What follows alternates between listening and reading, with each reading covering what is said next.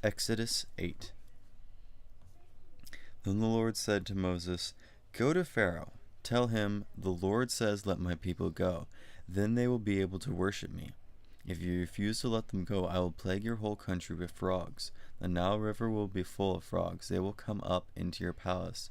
You will have frogs in your bedroom and on your bed. They will be in the homes of your officials and your people.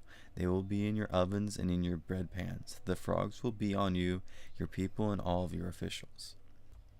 Then the Lord said to Moses, He said, "Tell Aaron, reach your hand out, hold your staff over the streams, waterways, and ponds. Make frogs come up on the land of Egypt."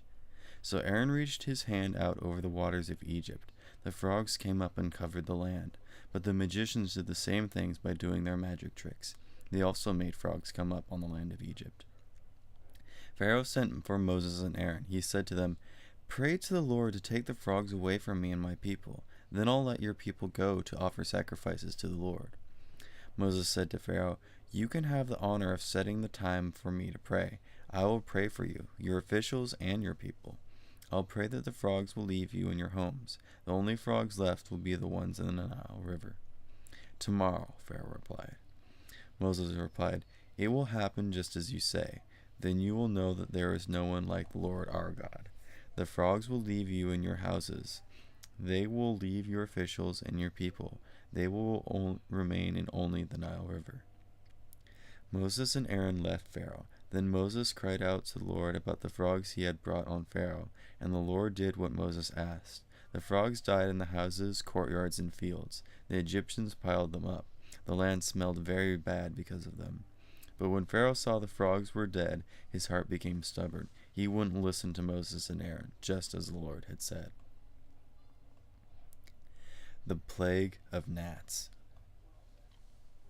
Then the Lord spoke to Moses. He said, "Tell Aaron, reach your wooden staff out, strike the dust on the ground with it. Then all over the land of Egypt the dust will turn into gnats." So they did it. Aaron reached out the staff that was in his hands. He struck the dust on the ground with it. The dust all over the land of Egypt turned into gnats. They landed on people and animals alike. The magicians tried to produce gnats by doing their magic tricks, but they couldn't. The gnats stayed on people and animals alike. The magician said to Pharaoh, "God's powerful fingers have done this." But Pharaoh's heart was stubborn. He wouldn't listen, just as the Lord had said. The plague of flies. Then the Lord spoke to Moses. He said, "Get up early in the morning. Talk to Pharaoh as he goes down to the river. Say to him, 'The Lord says, let my people go. Then they will be able to worship me. If you do not let my people go, I will send large number of flies.